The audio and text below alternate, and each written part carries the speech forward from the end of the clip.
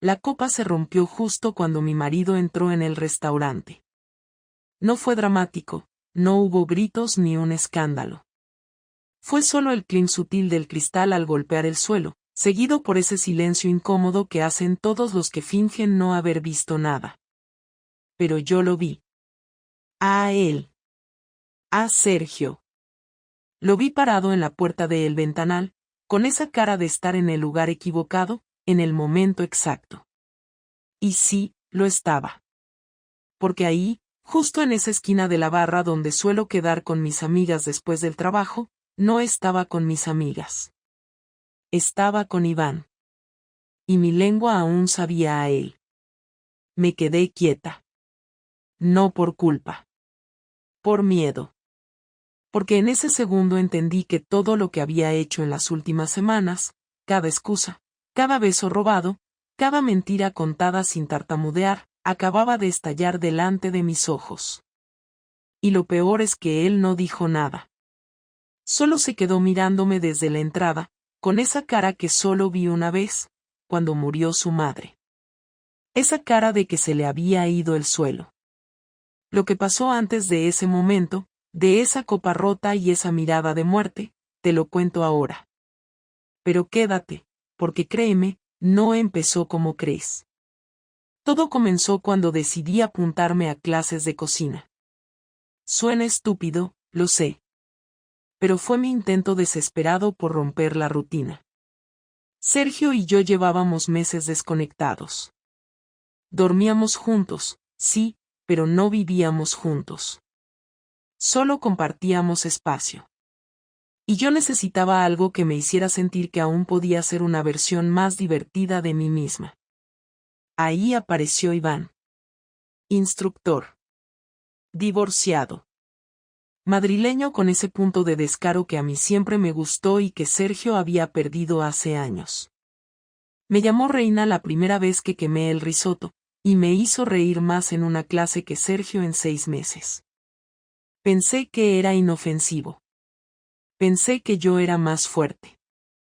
Pensé muchas cosas estúpidas. Las clases eran los jueves. Luego empezamos a quedarnos a limpiar juntos. Después tomábamos algo. Luego, una noche, me ofreció llevarme a casa en coche porque llovía. Esa fue la primera vez que su mano se quedó en mi pierna más tiempo del necesario.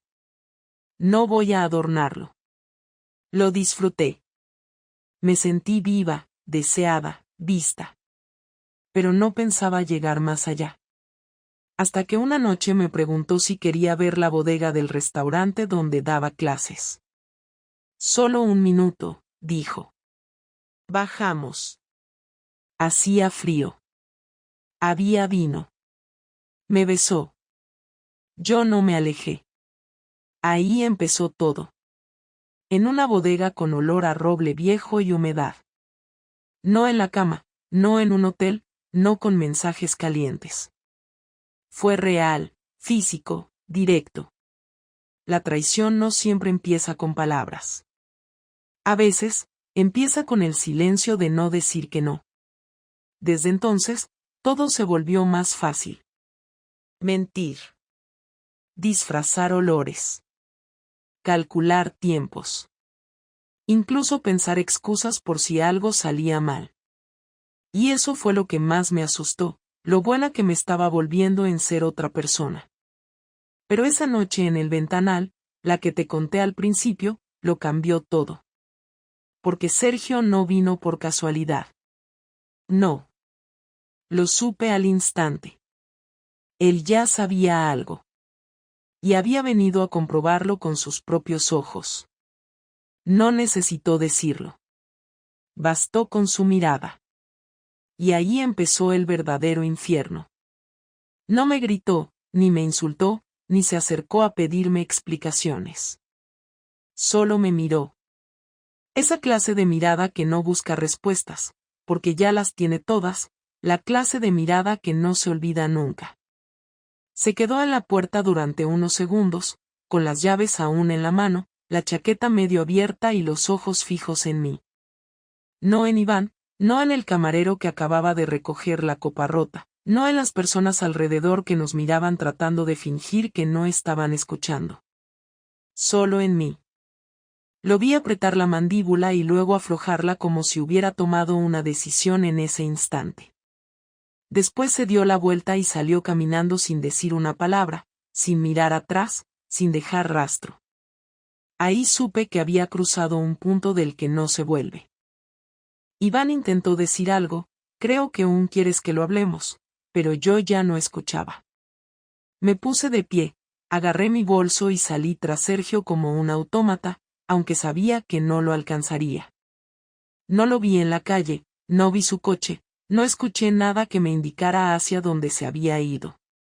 Solo me quedé ahí, parada, con el corazón golpeándome el pecho como un tambor mal afinado, pensando en que quizá todo lo que había construido durante 10 años acababa de desaparecer en un restaurante de mierda con luz tenue y servilletas de tela.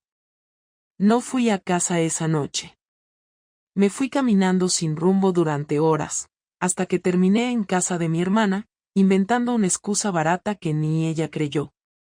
Me dejó dormir en el sofá sin preguntar mucho, y yo se lo agradecí, porque no estaba lista para explicar nada, ni para decir en voz alta lo que había hecho. Dormí poco y mal, soñando con Sergio, con su cara en la puerta, con su silencio. Al día siguiente, fui a trabajar como si nada. Me maquillé más de lo normal, sonreí a quien me saludaba y respondí correos como si no hubiera ocurrido nada, pero sentía un nudo constante en la garganta, como si en cualquier momento fuera a vomitarlo todo. Lo peor no fue la culpa. Fue no saber qué iba a hacer él.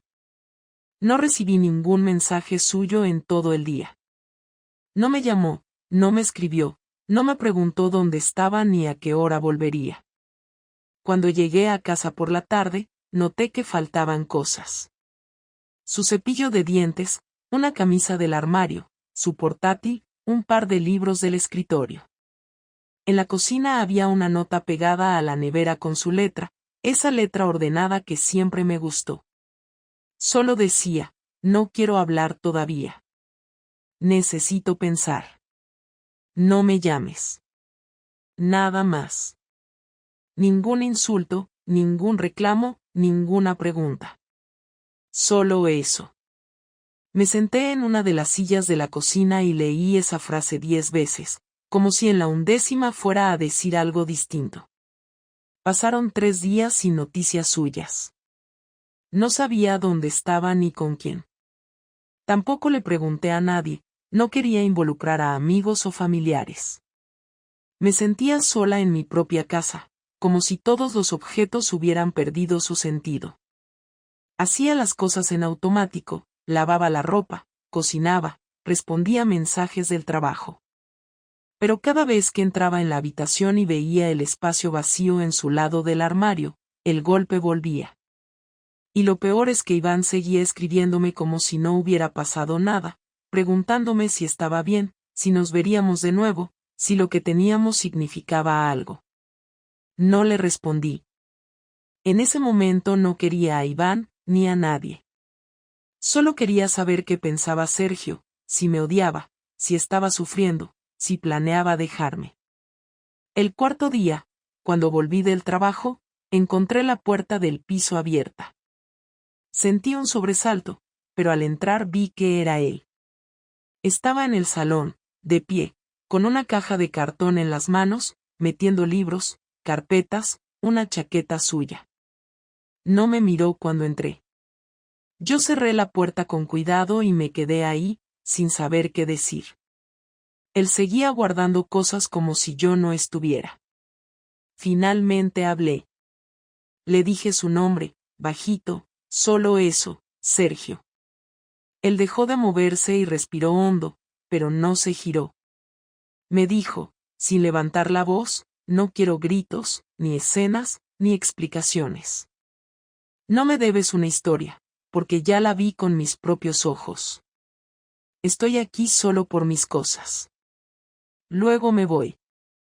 Intenté acercarme, pero levantó la mano como si le doliera mi presencia. Me paré.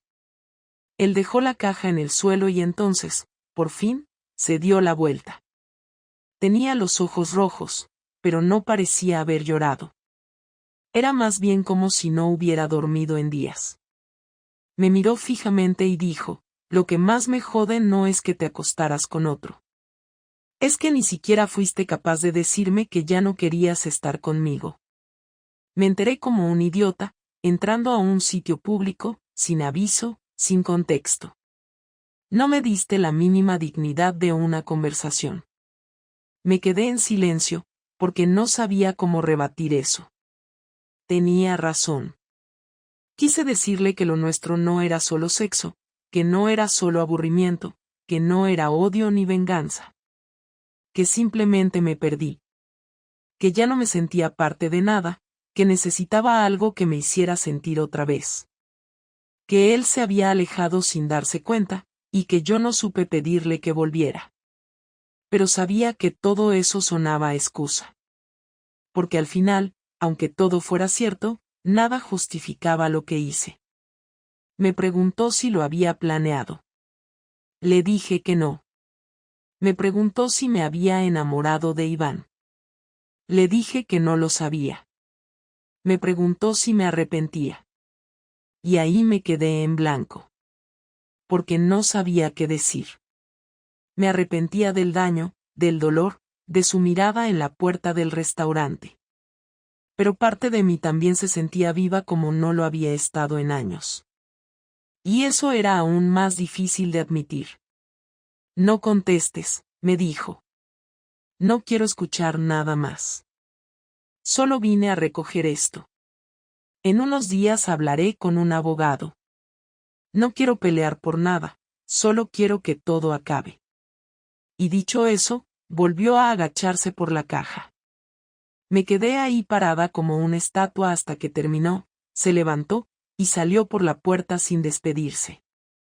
Y así, en menos de 15 minutos, el matrimonio que construimos durante una década terminó de derrumbarse sin un solo grito.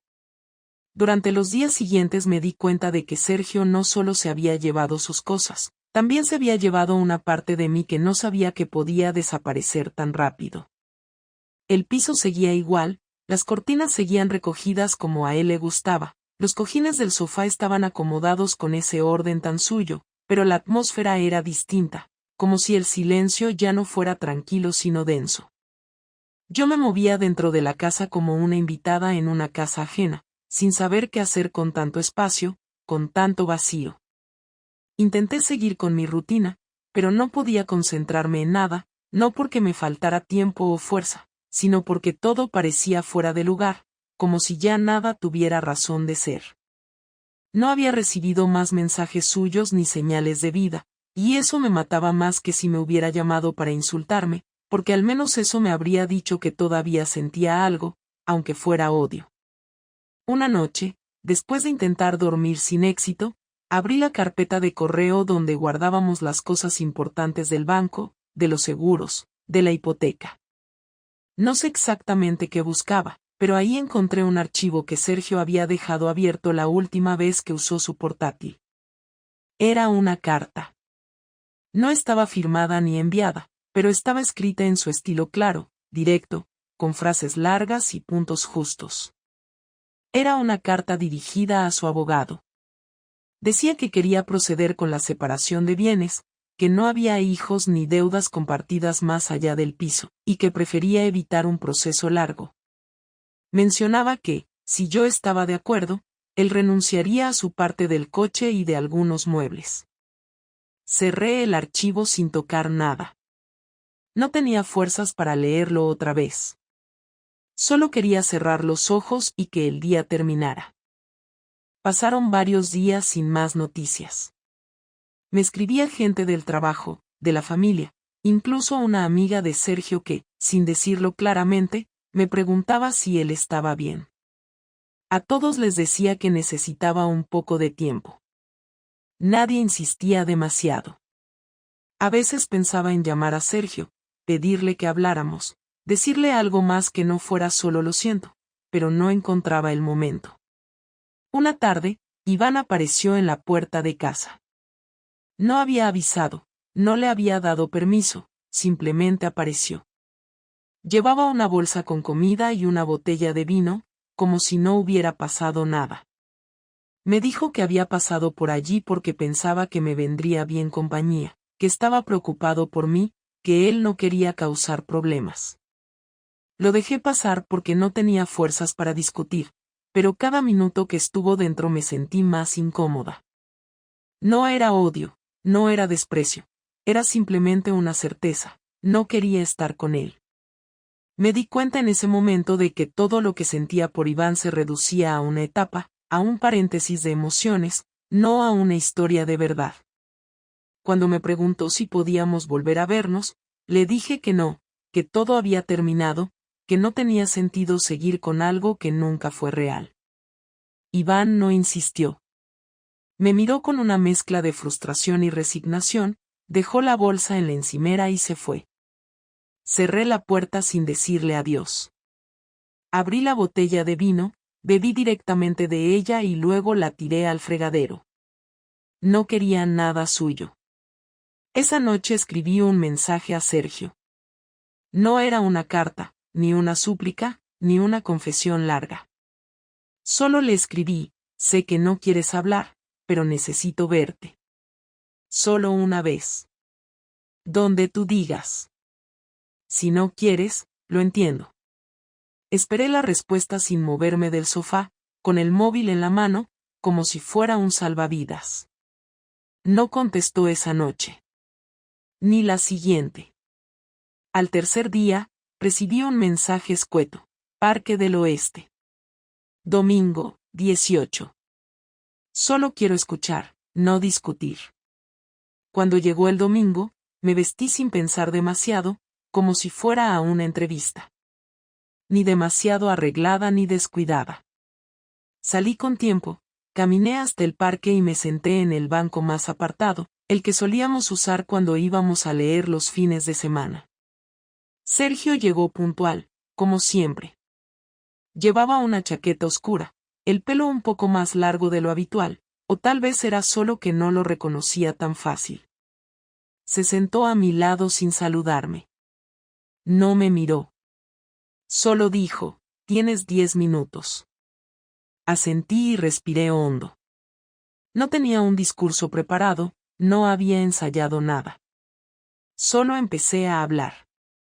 Le dije que no iba a justificarme, que sabía que había hecho algo imperdonable, que no esperaba comprensión ni perdón. Le dije que no me enamoré de Iván, que lo nuestro no fue un romance ni una historia épica, que fue cobardía, necesidad, confusión, que me sentía invisible y que, en lugar de hablarlo, me fui por el camino fácil. Le dije que no esperaba volver, que no estaba ahí para recuperar nada, que solo necesitaba que supiera que entendía todo el daño que le había causado. Le conté que desde que se fue, la casa no tenía sentido, que su silencio era más doloroso que cualquier reproche, que cada día me preguntaba si algún día me hablaría de nuevo. No lloré, no me quebré, no supliqué. Solo hablé. Cuando terminé, él siguió sin mirarme. Solo dijo: tarde. Se quedó callado unos segundos y luego agregó: lo que más me duele no es el engaño. Es que ni siquiera fuiste capaz de venir a decírmelo cuando empezaste a sentirte así. Hubiera preferido que me dijeras que querías a otro, o que no me querías a mí. Pero lo que hiciste fue borrar todo lo que tuvimos con un solo acto. Asentí. Tenía razón. Le pregunté si podía hacer algo, lo que fuera, para al menos cerrar esto de otra forma. Me dijo que no, que cada uno debía vivir con lo que eligió, que él eligió confiar y yo elegí traicionar. Se levantó y antes de irse, dijo: espero que encuentres lo que sea que estabas buscando. Pero no vuelvas a buscarme. Lo vi alejarse sin mirar atrás, con la misma calma con la que entró al restaurante esa noche. No me moví durante un buen rato. Luego caminé hasta casa sin pensar en nada más que en lo que había dicho. Porque era cierto. Cada uno elige. Y yo elegí mal. Ahora tocaba vivir con eso. La primera señal de que Sergio no iba a dejar esto simplemente con distancia fue cuando recibí un correo de la gestoría con el asunto documentación preliminar para la disolución del régimen económico. Hasta entonces, yo todavía albergaba la mínima esperanza de que, con el tiempo, las cosas se enfriarían y podríamos al menos tener una conversación más serena, menos llena de reproches. Pero ese correo lo dejaba todo claro, él no estaba huyendo, estaba preparando cada paso con cuidado, como quien hace una cirugía sin margen de error.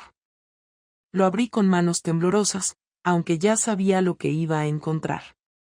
Sergio había contactado con un abogado antes de lo que imaginaba, y en ese documento se detallaban las condiciones que él proponía: separación total de bienes, renuncia a cualquier compensación económica, entrega de su parte del coche y traspaso de su mitad del piso si yo asumía el total de la hipoteca. No pedía nada. No exigía nada. Solo firmar, cerrar y terminar. Lo leí 2 veces.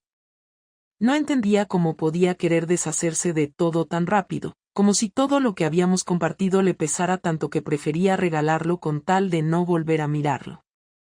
No respondí al correo ese día. Llamé al abogado que figuraba en el encabezado y pedí una cita. La atendió una mujer joven que hablaba con ese tono práctico que usan los que están acostumbrados a ver vidas partirse a la mitad sin pestañear. Me preguntó si aceptaba las condiciones. Le dije que necesitaba entenderlo todo mejor. Me ofreció una reunión presencial. Fui al despacho 2 días después, y mientras ella me explicaba con calma cada punto, entendí que lo que Sergio había hecho no era un acto de generosidad, sino una forma de castigo. No quería discutir nada porque no quería hablarme más, no quería verme en una sala de mediación, no quería compartir ni el proceso legal. Su venganza era sacarme de su vida con tal eficiencia que ni siquiera pudiera quejarme. Yo le había quitado la confianza y él me estaba quitando la posibilidad de redención. Al salir del despacho, me senté en una cafetería del centro y me quedé ahí más de 1 hora, sin mirar el móvil, sin hablar con nadie, sin tocar el café. Lo único que me repetía era que Sergio no estaba actuando por impulso. Había tenido tiempo de pensarlo. Todo esto estaba planeado desde el día en que me vio con Iván. Tal vez incluso desde antes. Tal vez ya sospechaba y solo necesitaba confirmar lo que intuía. Me sentí observada, como si en algún momento de esa semana se le hubiera empezado a reunir pruebas, a seguirme, a atar cabos. Y entonces recordé algo. Un comentario que hizo mi compañera de oficina la semana anterior, cuando llegó tarde después de la comida y dijo que se había encontrado a ese chico tan serio que había pasado a preguntar por mí. No le di importancia en su momento. Pensé que se refería a un cliente o a alguien de mantenimiento. Pero ahora tenía sentido. Sergio había estado ahí. Había ido al trabajo. No preguntó nada directamente. Solo apareció para ver, para confirmar. Tal vez incluso había hablado con alguien más.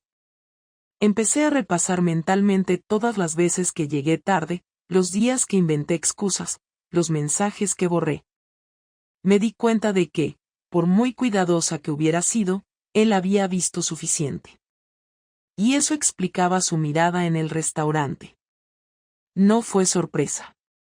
Fue confirmación. Las cosas no terminaron ahí. Una semana después, empecé a notar miradas extrañas en el trabajo. No comentarios directos, pero sí actitudes diferentes. Una compañera evitaba hablarme como antes, otra me miraba raro cuando llegaba por las mañanas. En una reunión, el jefe mencionó algo sobre la importancia de mantener una imagen profesional, aunque no lo dirigió a nadie en particular.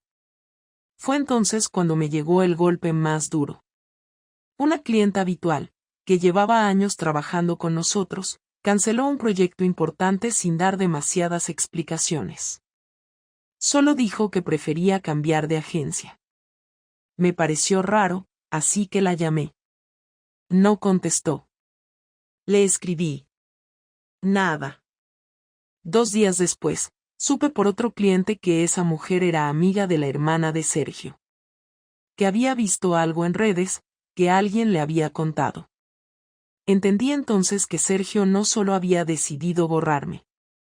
También había decidido contar su versión, o al menos permitir que se supiera. No con gritos ni escándalos. Solo con datos. Información. Y eso me hizo más daño que cualquier insulto. Porque era su forma de dejar claro que él tenía la verdad de su lado. Y lo peor es que tenía razón. No pude evitar sentir rabia. No por lo que él hacía, sino por la forma en que yo misma había abierto esa puerta. Cada paso que él daba era una reacción a algo que yo había hecho. No podía quejarme. No podía reclamar nada. Solo podía mirar cómo su venganza se ejecutaba con una frialdad que nunca le conocí. Él no necesitaba gritar, ni romper cosas, ni insultar. Solo tenía que desaparecer y dejar que el mundo supiera por qué. No era un acto de despecho. Era precisión quirúrgica. Y dolía. Mucho más de lo que esperaba. Esa noche lo soñé.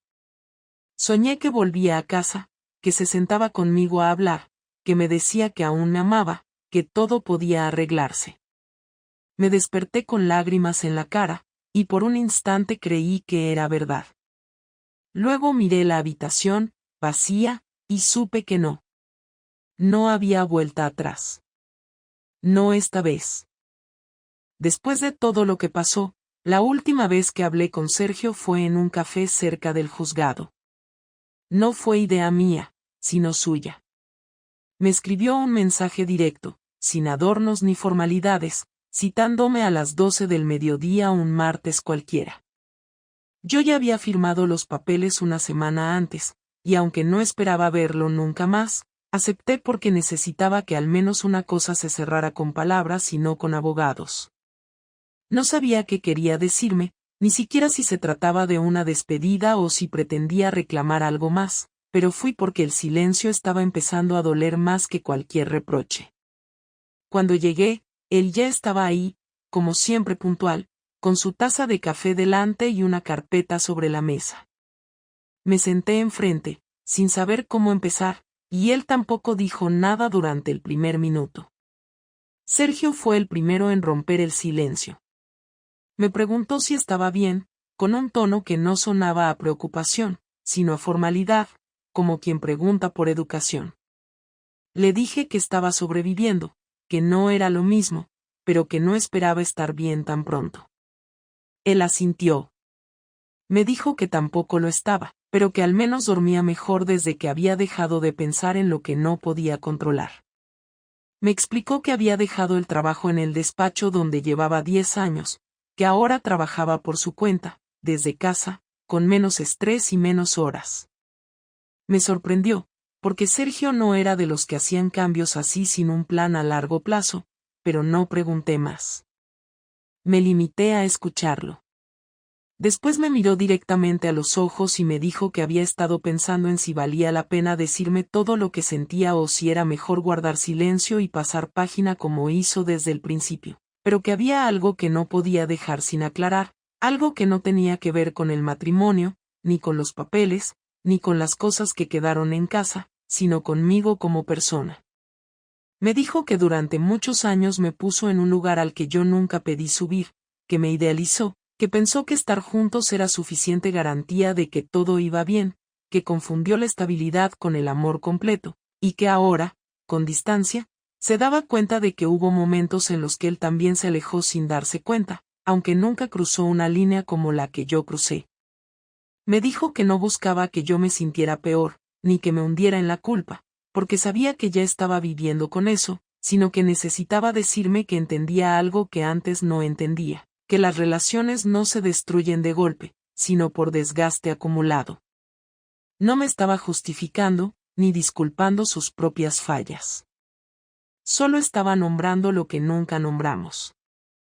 Le pregunté si me odiaba. Me miró con una mezcla de cansancio y sinceridad que me desarmó. Me dijo que no.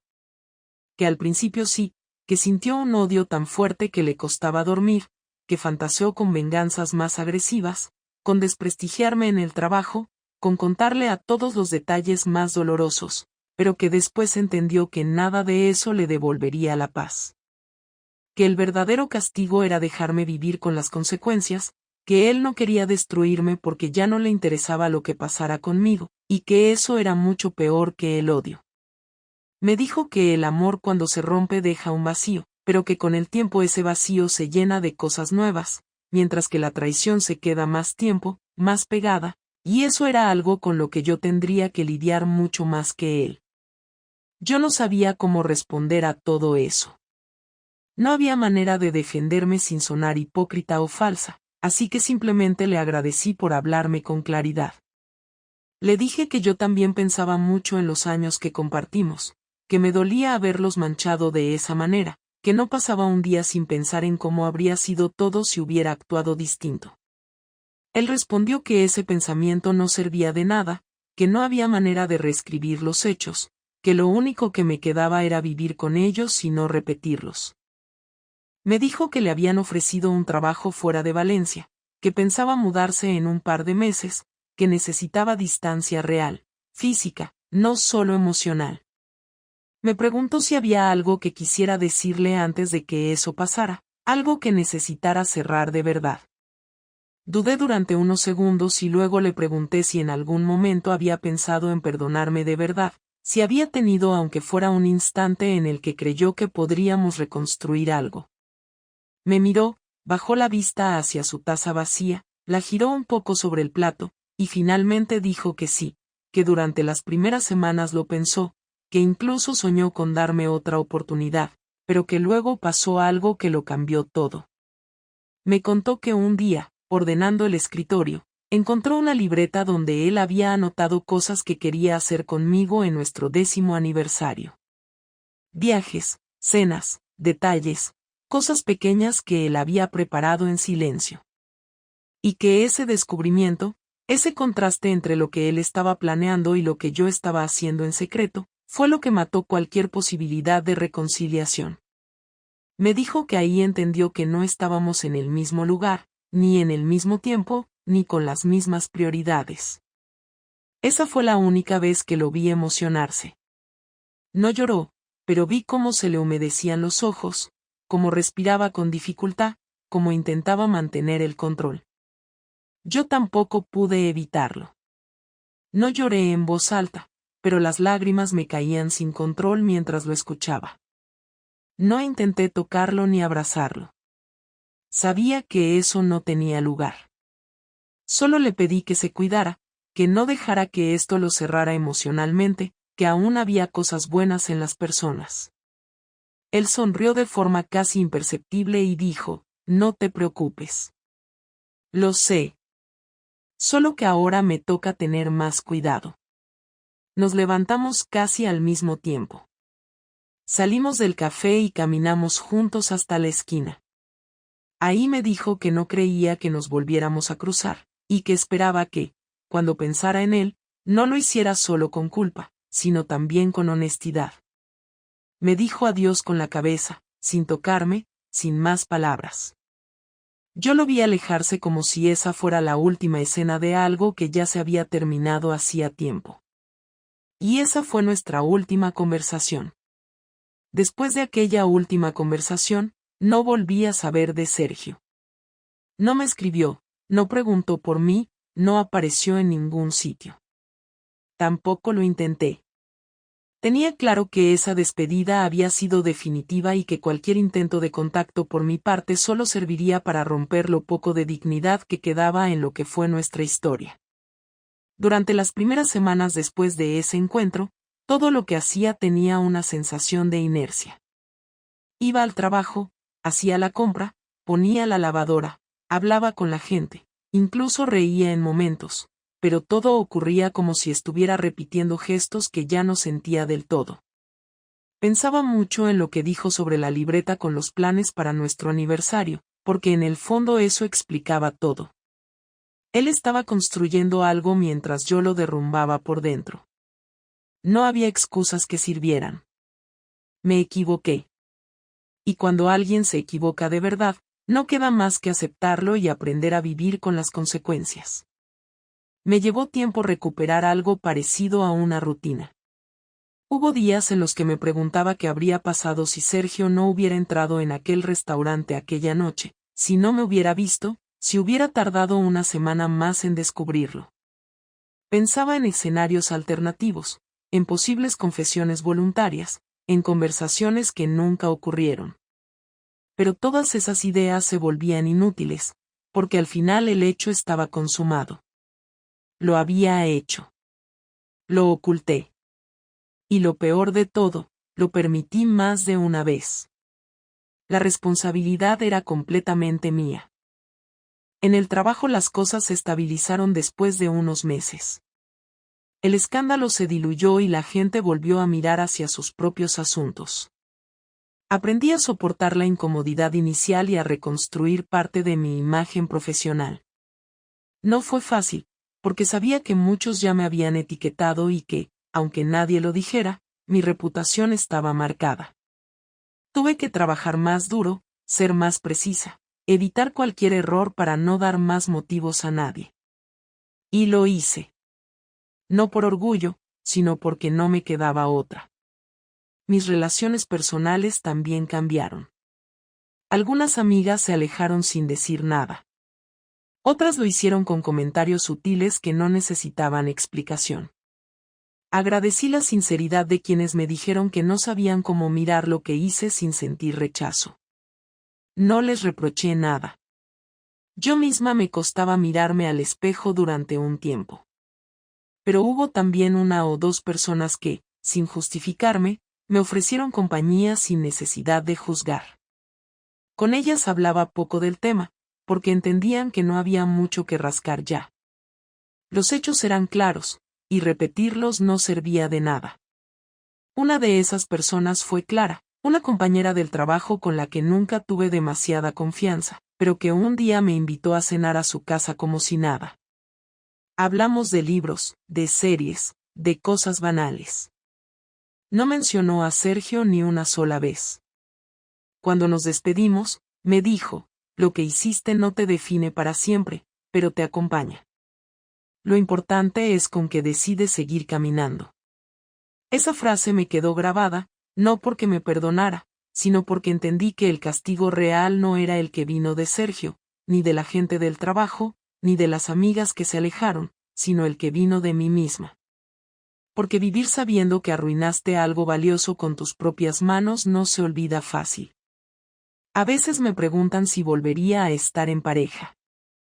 La respuesta honesta es que no lo sé. No porque no quiera, sino porque todavía no estoy segura de haber terminado de entender del todo por qué actué como actué. Y hasta que no lo entienda, no quiero poner a nadie en el lugar de Sergio. No quiero que alguien confíe en mí sin que yo tenga la certeza de haber aprendido lo suficiente como para no repetir lo mismo. Es fácil decir que fue una etapa, que me sentía sola, que Sergio se había alejado, pero eso no es suficiente. Las personas adultas hablamos. O nos separamos. Pero no engañamos.